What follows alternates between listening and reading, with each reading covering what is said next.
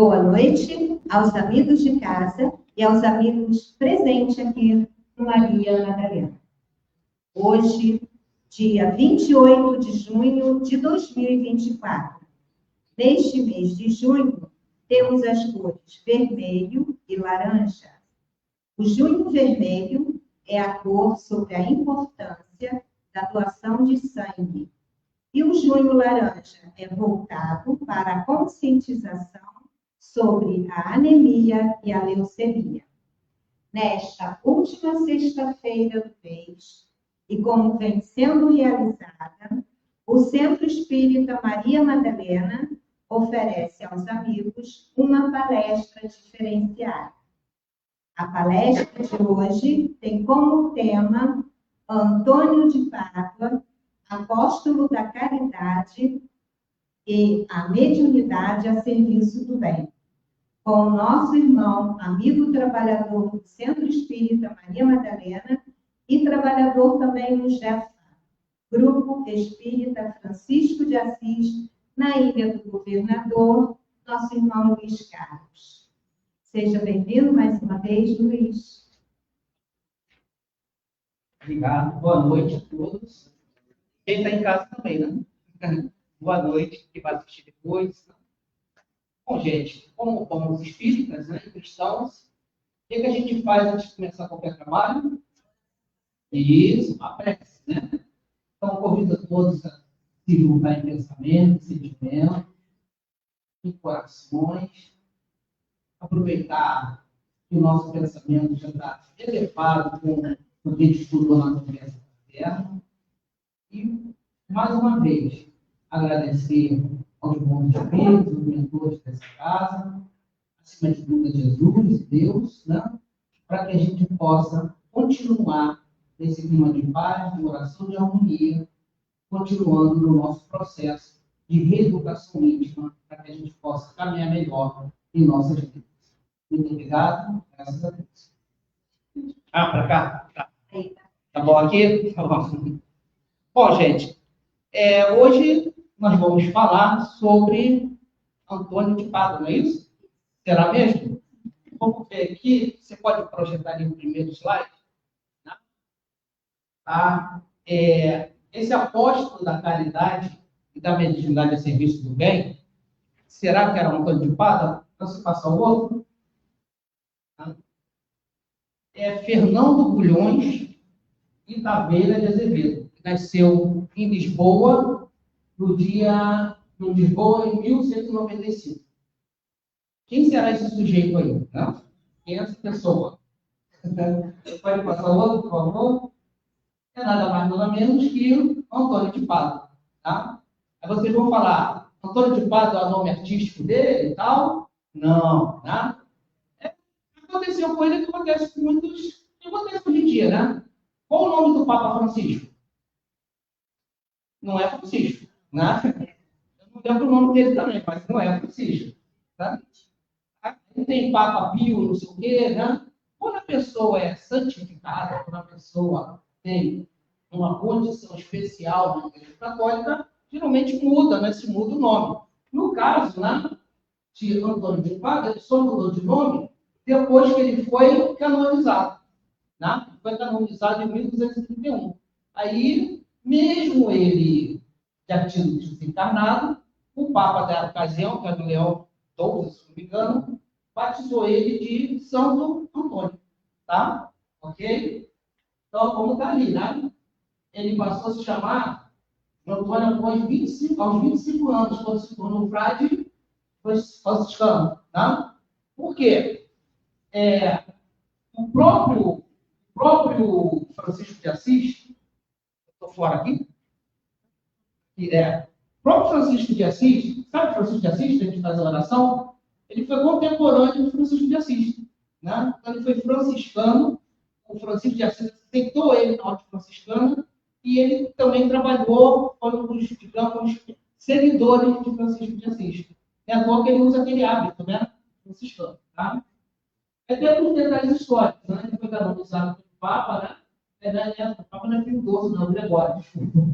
No dia 83 Costas, em 1232, né, que na ocasião pelo dia 30 de maio.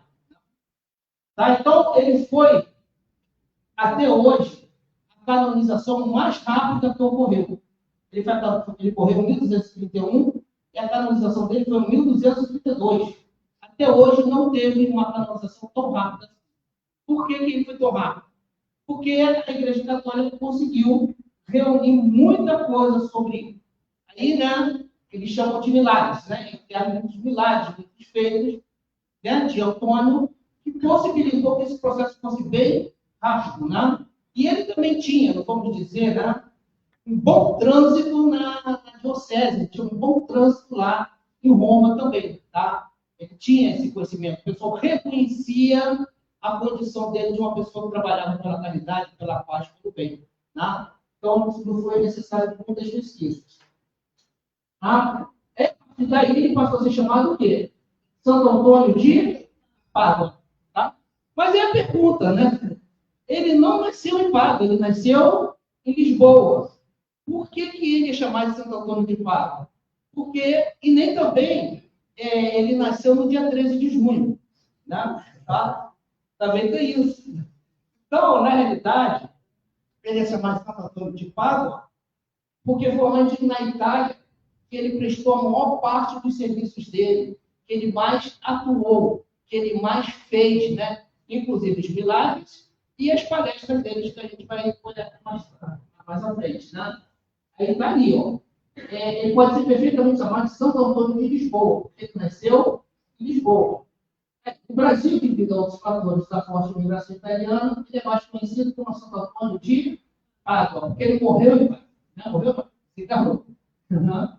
E virou grande parte da sua vida na missão naquela cidade italiana. Então, por isso que, né, ele nasceu, Fernando virou Antônio, e não é de Pádua, mas é ser por Pádua. Tá? Ok? Aí vocês devem estar perguntando assim, né?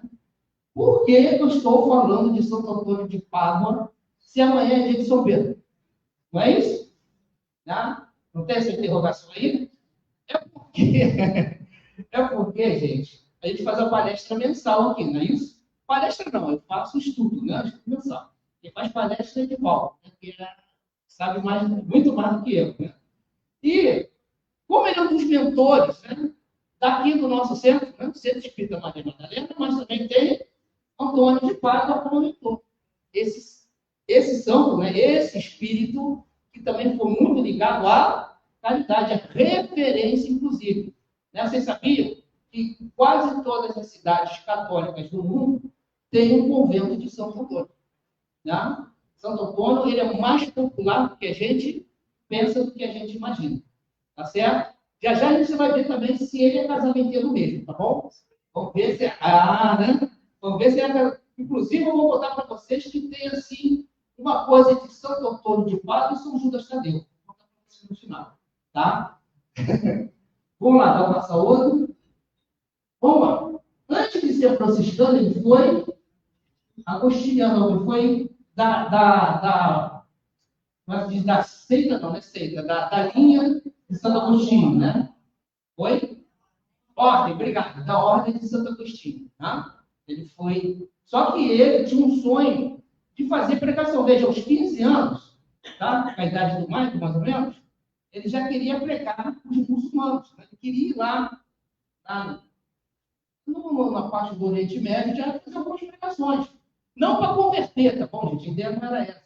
A ideia era falar em questão de paz, de serenidade, de amor, de fraternidade. De desde muito tempo lá, já havia essa guerra com o muçulmano, com o judeu, muita coisa. Né? Então, ele já queria fazer isso. Tá? Do Império Otomano, ele já queria levar essa mensagem de paz. Foi por isso que ele foi para lá com 15 anos, 15 para lá. Só que ele voltou, né? Ele ficou doente, né? Teve que voltar, ele não conseguiu cumprir a missão. Dá para passar outro, por favor? Aí foi quando, né, já com 26 anos, ele encontrou o próprio Francisco de Assis. Olha só, gente, não é bonito a gente se falar assim? Eu conversei com o Francisco de Assis, né? Ele falou com o próprio Francisco de Assis. E foi o próprio Francisco de Assis que aceitou ele na ordem franciscana. E mandou ele, né, pregar na Itália, na França. Foi aí que ele começou a se destacar, foi ele começou a mostrar tudo aquilo, todo o potencial que ele tem, né? Todo o potencial que ele tinha, enquanto, aí vamos falar da gente aqui, enquanto espírito evoluído. Não? Esse é o detalhe. Quanto que ele tinha de evolução espiritual. É como se fosse assim, ele estava esperando apenas a oportunidade, a chance de mostrar tudo que ele tem de bagagem de evolução espiritual para mostrar. Tanto que ele era um excelente orador, a gente vai ver mais à frente, que ele também era um excelente médium, inclusive de efeitos físicos. Tá? E é aí que vem a história da questão do casamento também. Tem uma história disso aí. Estou deixando vocês curiosos, né? Quem quer casar, tem jeito. Quem quer casar, tem jeito, tá? Fernanda quer casar também, Fernanda?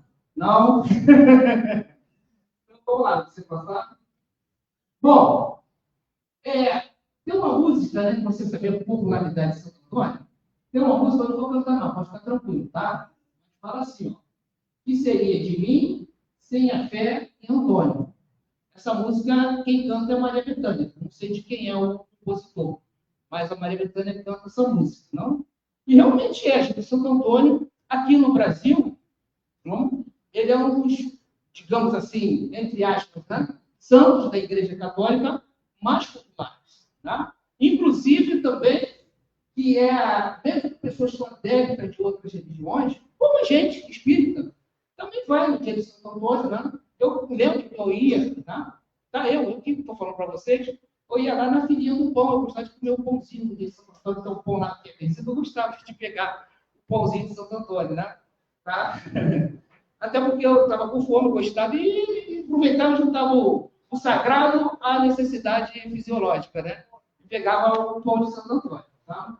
Então, Papa Leão XIII, Leão XII, chamou Santo Antônio de santo de todo mundo, devido à sua enorme expansão. Ele era muito conhecido, tá? Em toda a Europa. Ele era muito conhecido. Ele era uma pessoa, ele não fazia disso uma vaidade, né? Vamos dizer assim, ele na época dele seria o que a gente chama assim de um influencer digital, né? Do bem. Né? Ele seria um influencer digital do bem. Tá? Só que não era, ele não tinha internet, né? Ele ia de povoado em povoado, de lugar em lugar, fazendo, falando, orando, fazendo palestra, né? Levando a pregação da paz, do amor e da sinceridade. Tá? Por isso você vai entender, né, que aqui a gente tem esse papo. Maria Madalena também não fez diferente. Né? Maria Madalena também fez a mesma coisa. Entendeu? Só que bem antes de Antônio de Pádua. Né? Antônio de Pádua veio um pouquinho depois com a mesma missão. Até porque Maria Madalena, né, Maria Madalena, não existia nem cristianismo. Né? Era as pessoas que tinham conhecido Jesus, os apóstolos, né, as pessoas que seguiam Jesus. Ainda não se tinha o nome de cristianismo, nem se existia igreja. Né? Eram as pessoas, os apóstolos de Jesus, que prestavam, continuavam a palavra dele, continuavam prestando a caridade, lá no lugar chamado a Casa do Caminho, que Pedro fez. Tá? Isso aí é do dito, né? Cristianismo primitivo. Tá bom? Que dizem, né? Segundo os historiadores espíritas, algumas orientações, que é da onde se baseia a ideia do nosso centro espírita hoje. Né? Que a Casa do Caminho é algo parecido. O que é a Casa do Caminho?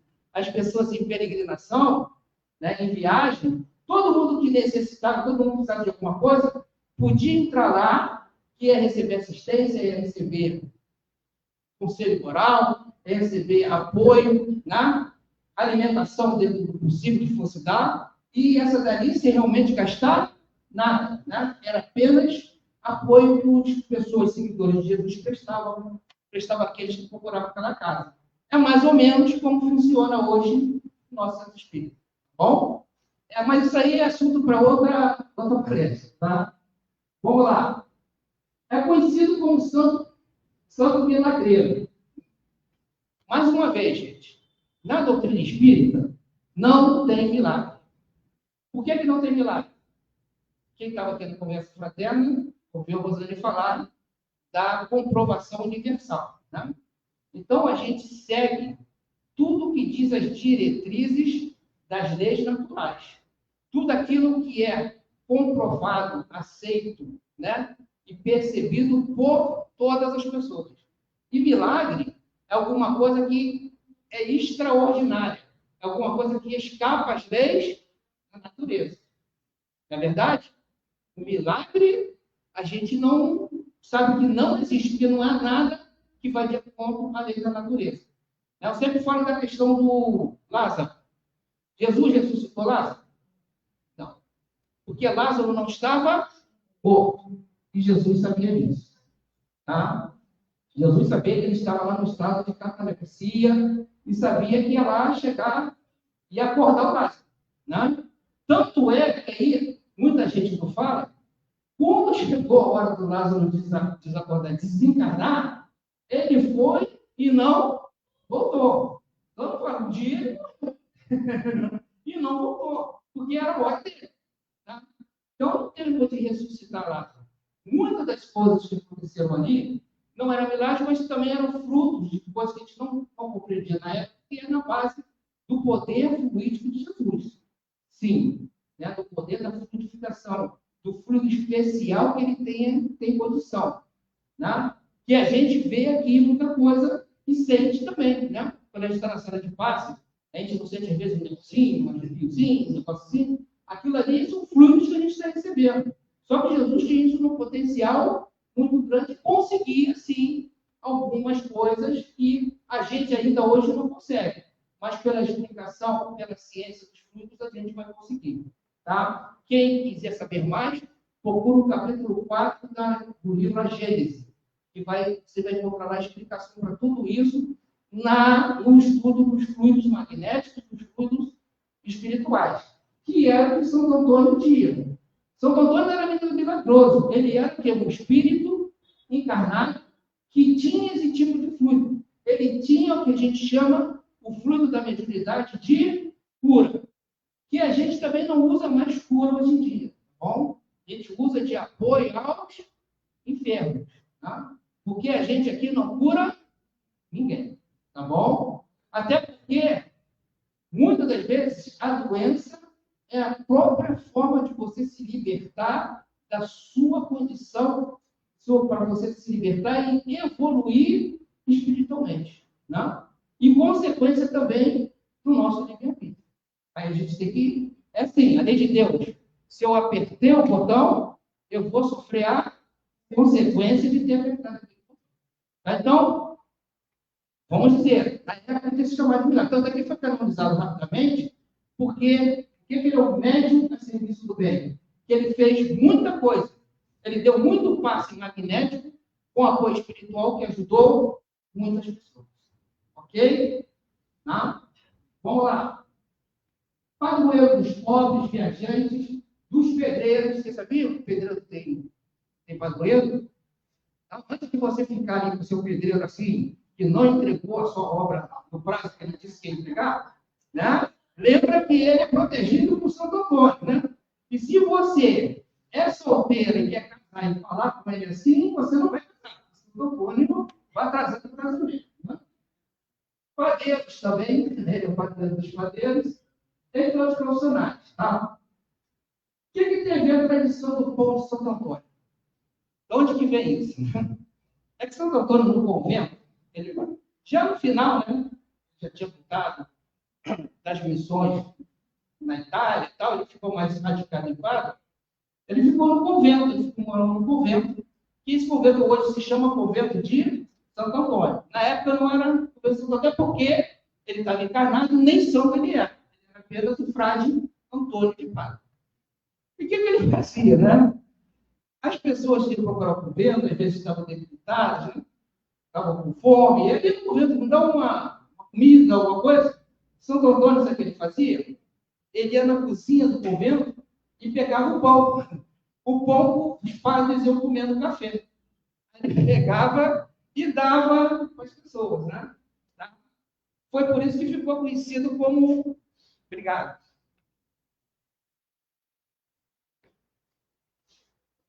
A tradição do pão de Santo Antônio.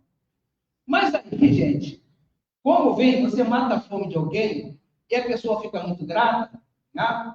Aí o que diz? Teve muitas histórias, né? Isso tem no livro, alguns livros oi? Da Igreja Católica e também da Espírita, né? Livro da Joana de Ângeles, né? Que fala que pela gratidão, né? Muita gente estava com dor, estava com fome, não comeu pão, dizia que ficava curada, saciada, dizia que Santo Antônio fez né? Mas na realidade, gente, o que ele fez na realidade? Ele pode ter dado pão e o pão estava tão cheio de frutos que saciava bem a pessoa ficava tranquila, né? Tá? Mesmo ela muito tempo sem comer, ele conseguia. Só que ele arranjou um problema, a coisa não foi tão bonita assim, né? Ele arranjou um problema que os frades lá do vento não gostavam muito dessa ideia dele, não, né? Que eles iam tomar café e não tinha pão, tá? Então, o Santo Antônio enfrentou também essas coisas, né? Mas aí ele fala uma história que ele ia lá, fazia um milagre e surgia mais pão, não. Ele ia lá e fazia mais pão, ia lá e ajudava a fazer mais pão para os padres tomar café, né? Fazer o de jejum. Tá, a gente tem que tomar muito cuidado, tá, gente? Essa história da questão dos milagres. Mas que ele fazia isso, ele fazia. Ele ia lá na dispensa do convento, pegava o pão. É por isso que tem essa tradição do pão de Santo Antônio, no dia de Santo Antônio. Tá? Aquele pãozinho, pão vencido, que aí a gente come o pão e fica bem, né? Não vai faltar comida na sua casa. Minha mãe, eu lembro, minha avó também, guardava numa gaveta lá na cozinha, botava o pão de Santo Antônio dentro do arroz, né? Para não faltar as coisas, não faltar os mantimentos, né? Tá? Vai passar. E vamos chegar lá na questão do casamenteiro, né? Tá? Esse é o problema, né? Essa é a maior curiosidade, não é isso? Só que o Santo Antônio, hoje em dia, teria um concorrente do Tinder. Tá? Ele não ia ficar tranquilo, não. Ele teria concorrência do Tinder para a questão do casamento. Fala, Ivanilde. Vamos chegar lá. Né? Vamos matar aqui a curiosidade de quem quer casar. Né? Como é que surgiu essa história, gente? Ele realmente, tá? Ele ajudava, né? Que o convento recebia algumas doações de alimentos e também recebia alguma coisa em grande, dinheiro, esmola, né? Esmola, essas coisas todas. O que o Santo Antônio fazia? Na época, lá, 1200 e pouco, para uma mulher se casar, tinha que ter um negócio chamado dote. Né? É isso? A mulher tinha que ter um dinheiro para pagar lá a família do noivo para poder se casar com aquela pessoa. E tinha muitas famílias pobres que não tinham tal do dote.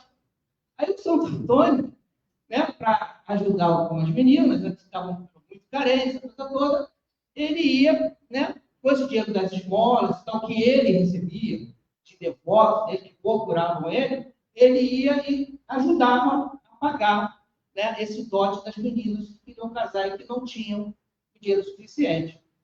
Essa é a real história verídica com relação a ele ser casamenteiro. Ele não arranjava marido para ninguém. Ele só ajudava você a comprar um marido. Ele dava você lá com o dote para comprar um marido. Só que daí, né, tem muitas histórias depois. Né?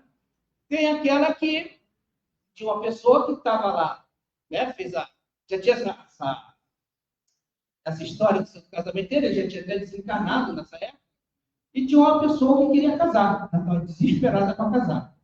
Né? E não tinha Tinder, né? Aí tinha que apelar no Santo Antônio.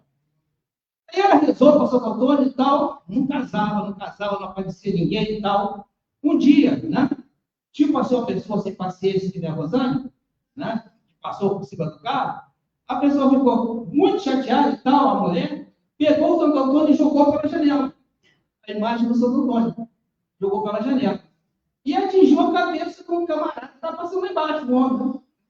Aí o cara foi lá, jogou, então foi tirar satisfação. Foi lá e tal.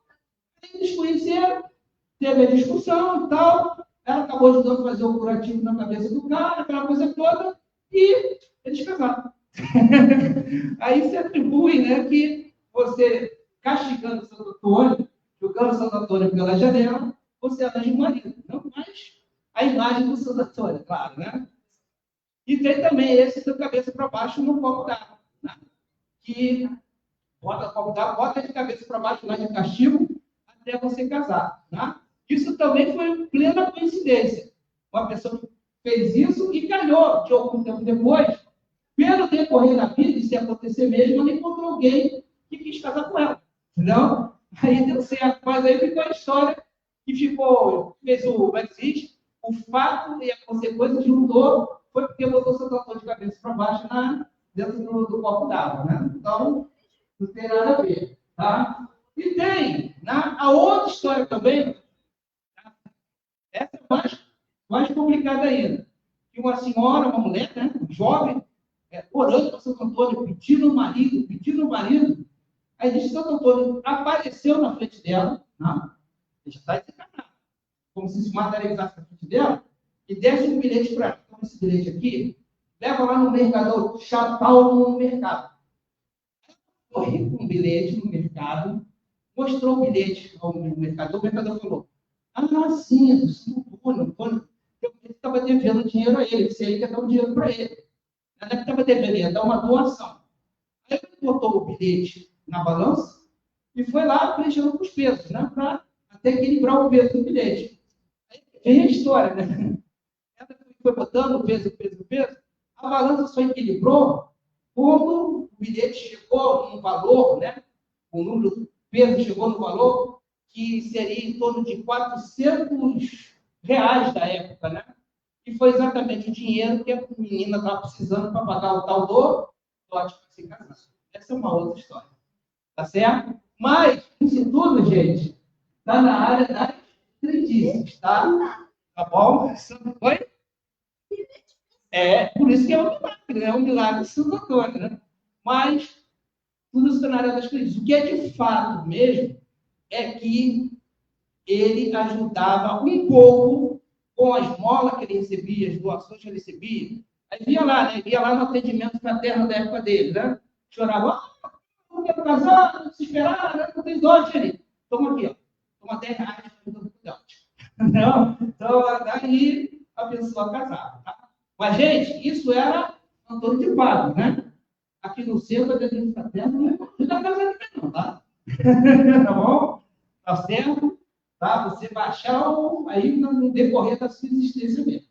Mas eu prometi a vocês que tem uma coisa, uma polêmica com São Judas Tadeu, né?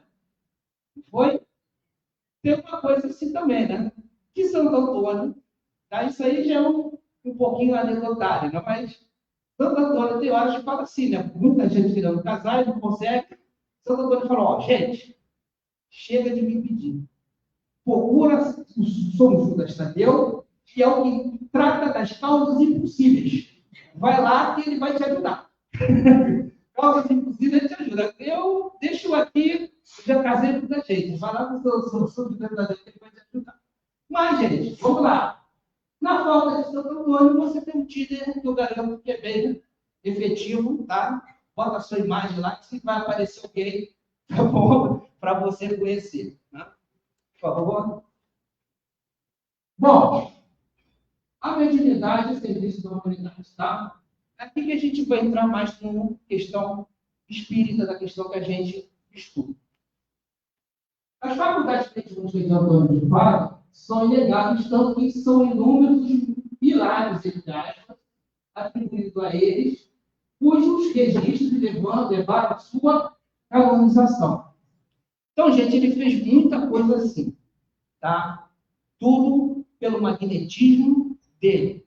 Quando eu falo magnetismo, a gente fala aqui na magnetismo, não é mesmo o magnetismo do imã que a gente brincava quando criança. É o magnetismo humano. Né? De onde que vem esse magnetismo? As nossas células, a gente não tem células no nosso corpo? Né? Vou estudar um pouquinho de fisiologia. Né? Tem células, as células se movimentam, as células não têm dentro dela átomos, não tem? Né? Então, nossa, tem um bom mundo aqui, né? Tem átomos. Esses átomos, quando circulam, eles geram sim um campo magnético. Tá? Só que esse campo magnético nosso, ele é influenciado pelas nossas próprias emoções. Tá? Você, quando está triste, o teu ritmo biológico, tua fisiologia, não fica mais devagar? Você já viu algum depressivo? Você não vê isso, você vê que tudo fica mais devagar. Assim como a pessoa está no estado de mania, que na mania, de uma alegria intensa, fora do comum, também é algo que está muito agitado. Então, nossa condição emocional influencia nesse magnetismo, nesse movimento. E esse campo magnético que a gente forma do nosso corpo, que é influenciado pelo nosso sentimento, que é o que a gente recebe ali na cena do passe. Passe magnético é isso. Só que aqui também, o nosso passe magnético realmente recebe a ajuda, a colaboração, o envolvimento dos fluidos dos espíritos que acompanham os médiuns e os guias de cada um aqui. Todos os que estão aqui ajudam nessa planificação. Então, ali no nosso passe, tem fluido magnético do médium e tem fluido espiritual. Né? É por isso que o médium, para ter o passe, né, ele procura nesse dia se preparar um pouquinho, né? Ter pensamentos mais elevados, ter um dia o mais tranquilo possível. Tem que vir aqui assistir a reunião para elevar o pensamento. Né? Ninguém chega aqui esbaforido, às 8 horas, chega na sala de classe e vai dar passe. Não, a gente assiste a reunião, se prepara, estuda. Tudo isso o quê? Para a gente ir procurando trabalhar o nosso emocional para que a gente possa prestar o melhor serviço. Só que Antônio de Pádua, gente, ele estava um patamar acima da gente. São aqueles espíritos que encarnam em missão no mundo de provas e expiações. Tanto que, gente, ele estava ali, ó, aliado com quem? Com Francisco de Assis. Tá? Então, eles eram colegas do plano espiritual e aqui que vieram trabalhar. Né? Então, a gente está falando dessa pessoa. Então, os passos que eles davam fazia a pessoa se sentir tão bem que a gente julga que é milagre, mas não é um milagre. Tá? Porque milagre, repito, não existe. Tá? Não existe quem vai de encontro à lei natural. Tá certo? É que a pessoa está precisando. A pessoa está muito carente e está receptiva. É tudo que chega de ajuda para ela, ela pode encarar como seja isso. Aí, gente, é que vem muito quando você lê a biografia, principalmente em livros da Igreja Católica, aí você vai ver ali que ele botou o pé de uma pessoa. Né? Uma pessoa foi, brigou com a mãe, chutou a mãe, aí, como ela ficou com medo de ser castigada, pelas questões da igreja, ela foi e cortou o pé. Aí Santo Antônio, vou comprar Santo Antônio, Santo Antônio foi lá e colou o pé dela. Não é por aí, tá? Isso aí tem um pouco de exagero. Ele pode ter ferido o pé, ele ter ajudado, o passe magnético pode ter ajudado na cicatrização. A coisa é por aí, tá? Não é como tem assim na história, né, que a gente vê contando ainda no caso das crendices, tá bom? Ok? Tá. A mediunidade de cura. A mediunidade de cura é a mesma coisa, gente. Ele também não curou ninguém, tá? O que ele fez foi ajudar a pessoa no processo dela de tornar, né, de potencializar a resistência, potencializar a sua condição para que ela saísse daquele estado de enfermidade, né? Tanto que o pãozinho dele, né, o pãozinho dele é cheio de fruto que ajudava mesmo a abastecer, a saciar a pessoa na questão da fome. Mas não propriamente, né, ele dava algo, né, um pão especial que matava a fome de todo mundo. Não é isso, tá? E ali na questão da cura, o mais famoso é de um rapaz paralítico que foi procurado, e o rapaz saiu andando. Também há muita controvérsia contra isso, tá? Principalmente, inclusive, na Igreja Católica. Algumas controvérsias contra isso, porque o rapaz era paraplégico e tinha um problema sério na coluna. Né? Então, no passe, tratamento, né, pode ter ajudado ele. Sair andando naquela época significa que ele pode ter passado a andar com apoio de muletas, ter passado a andar um pouco mais, né, devagar, mas conseguiu levantar, ter que segurar um pouquinho essas coisas aí. Como hoje em dia também, né, a gente às vezes vê uma notícia, alguém contando como ela falou que telefone ser filho, começa uma coisa aqui e acaba outra coisa. Tá? E ele é reconhecido pela palavra inspirada. Suas pregações eram ouvidas por bispos, padres, freiras, nobres e perdeu de toda a parte. Ali, gente, aqui é o grande obra dele. Não foi milagre, não foi nada disso, mas foi o que ele conseguiu levar de mensagem de paz, de amor, de fraternidade, de conciliação. Né? Ele é uma pessoa que, assim como eu estou aqui, ele fazia estudos, fazia palestras, fazia pregação, só que ele conseguiu o quê? Magnetizar, ele conseguia tocar de fato o coração da plateia. Né? Ele conseguia fazer que todos ficassem ali, ó, atentos. Não como vocês estão agora, né? Tem gente que está com vontade de dormir. Para dormir, não tem problema não. Né? Dormir, a pessoa ficava ali atento. E fala-se, inclusive, que a voz dele reverberava, ou seja, ia muito longe. Né? Isso aí, sim, a gente pode explicar pela questão do lado do fluido, né? Que ele não tinha microfone, a voz dele reverberava muito longe. Ia muito, né? Muitas pessoas que estavam muito longe conseguiam ouvir e não tinha microfone. Isso aí a gente explica pela questão dos fluidos, tá? Então, a grande obra dele foi essa. Né? Por que eu estou falando que a grande obra dele foi essa? Porque ele ajudou muita gente na reforma interior, na reforma íntima, né? A se transformar, a olhar a vida de outra forma. Né? Lá na Igreja Católica eles falam que tirava muita gente do pecado, mas ele ajudou a tirar muita gente a se reordenar na vida, ver uma vida mais tranquila, uma vida mais ligada à questão moral, uma vida ligada mais àquilo que Jesus ensinou, né, ao bem. Ele conseguiu muito, fez muito. Essa é a grande obra dele, esse é o grande, dizer assim, legado que ele deixou para a gente. E por isso que ele era tão famoso. Ele não é famoso pelos milagres. O que fez ele famoso foi as pregações. Né? Ele foi conhecido. O que ele falava ia se multiplicando entre os diversos povoados. Tanto que ele tinha um respeito, inclusive lá, dos bichos da época dele. Tá? Por isso que ele foi canonizado. Ele levou um ano para ser canonizado. Isso é quase uma coisa espetacular na igreja, né? Porque mesmo as meninas, vocês sabem a menina que virou a Virgem de Fátima, levou em 20 anos para sair a canonização. Né? Não foi fácil, tá? E ele não, foi um ano. Tá? Bom, e a ubiquidade? O que quer dizer esse nome feio aí, né? Ubiquidade. Né? Vamos pensar o seguinte. Eu traduzi aí sobre a capacidade da bicorporeidade.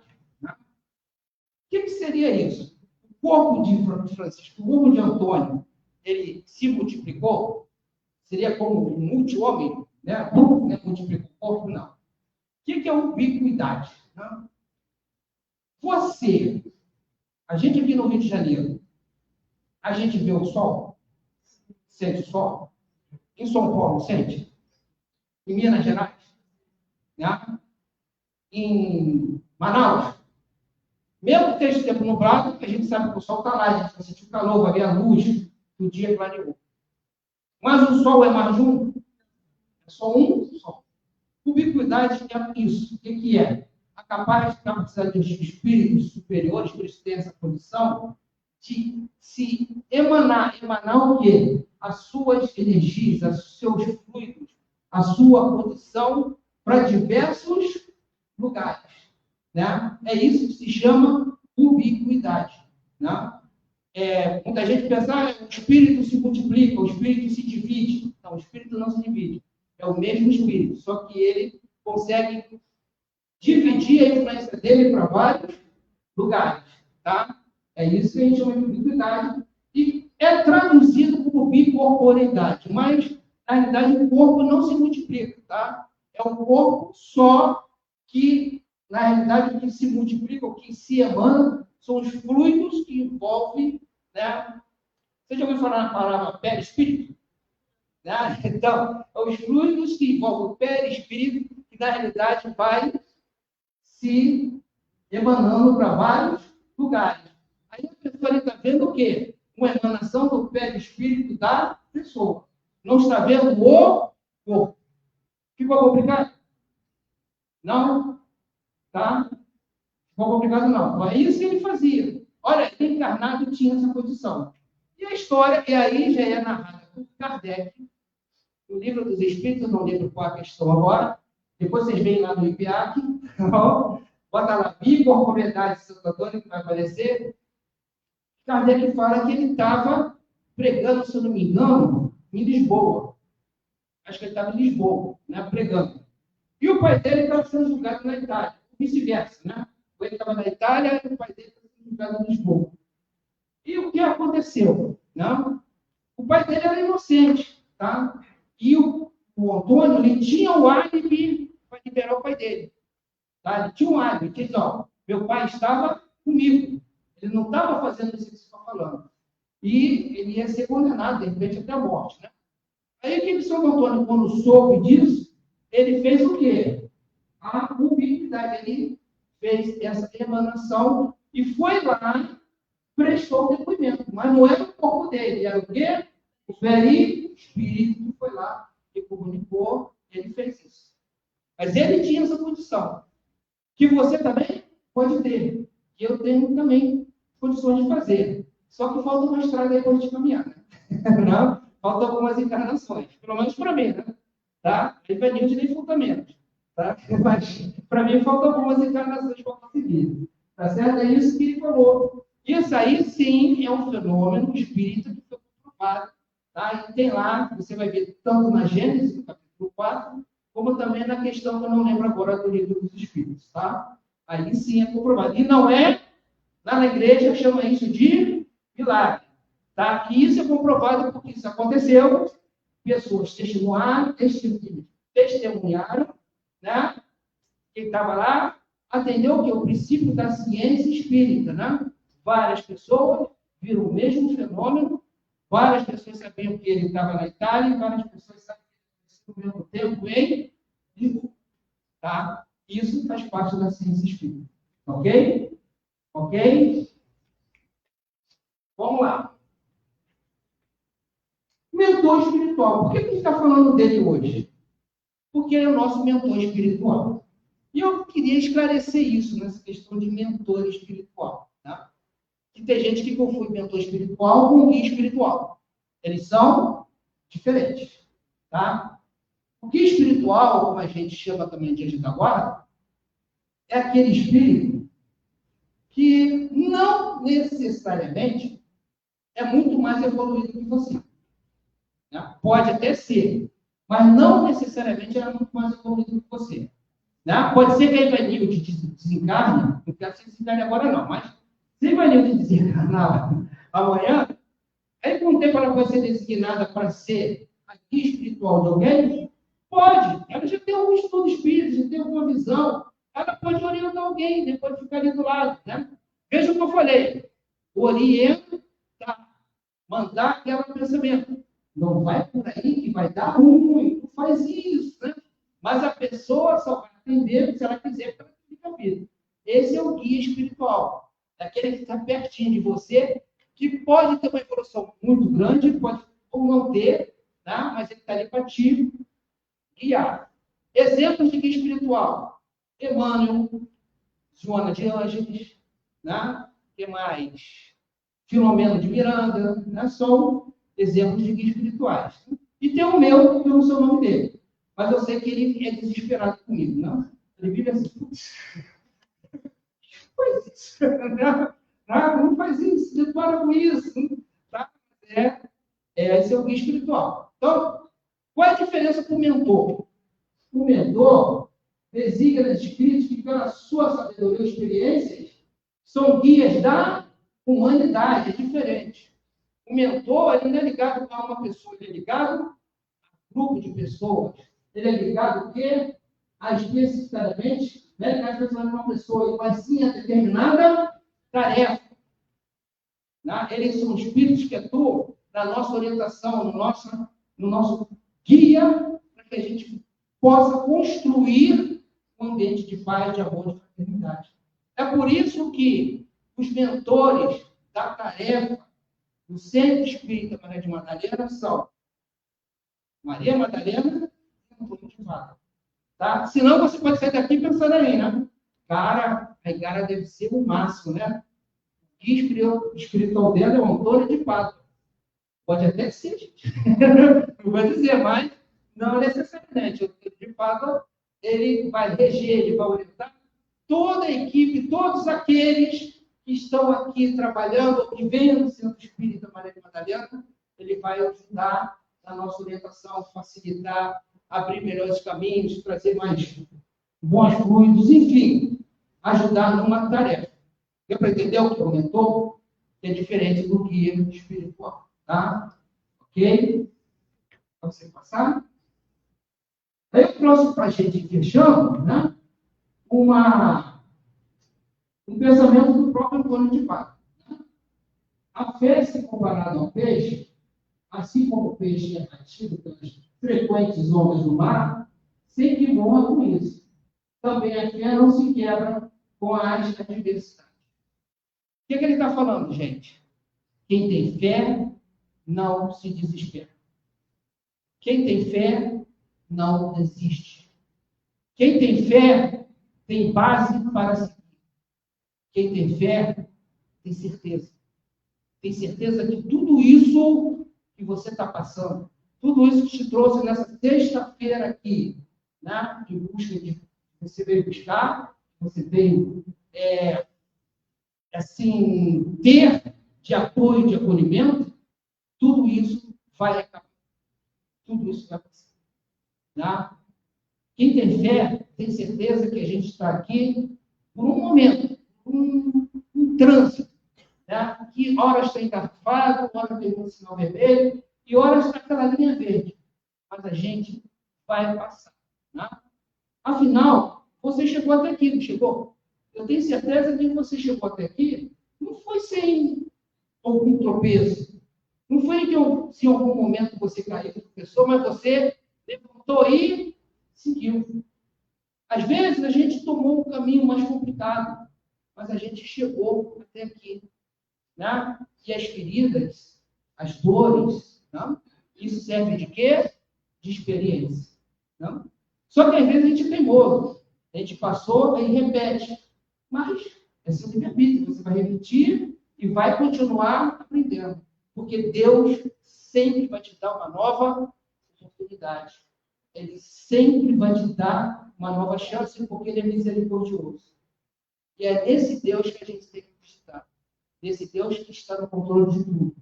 E você, gente, tenha certeza. Tá? Mas tenha certeza mesmo. Tá? Que eu não posso casar em Ipanema de amanhã. Até porque eu não sou Santo Antônio, e muito menos São José do Tadeu. Mas a doutrina espírita, e Deus certamente vai dizer para ela que ela, apesar de tudo, ela vai ser feliz. Ela vai ser um espírito feliz, vai ser um espírito bom, vai ser um espírito de luz, assim como todos vocês. Tá? Então, gente, não desista.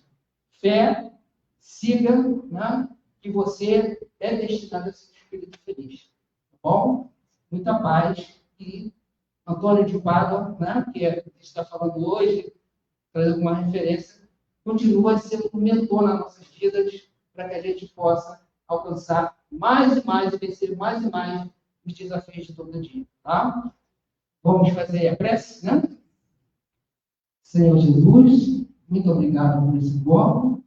Obrigado, Antônio de Pádua, também, toda a sua equipe de bons espíritos, pelo momento que nós passamos, que nós vivemos, e que nós podemos seguir na nossa jornada com muita paz, muito carinho, fraternidade e fé.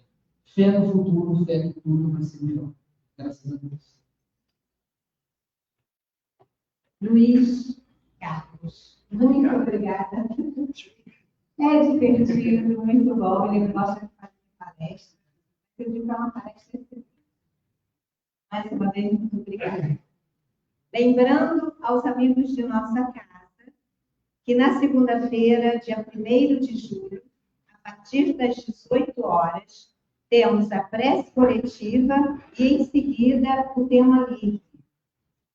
Na quarta-feira, dia 3 de julho, no horário de 18h30 às 19h30, temos o estudo do livro A Gênese.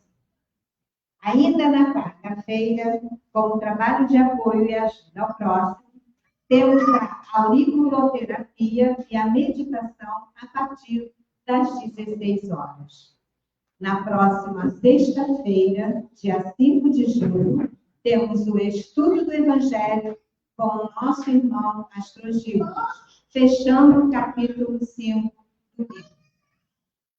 Agora, iremos terminar a nossa transmissão. Boa noite e fiquemos com Deus.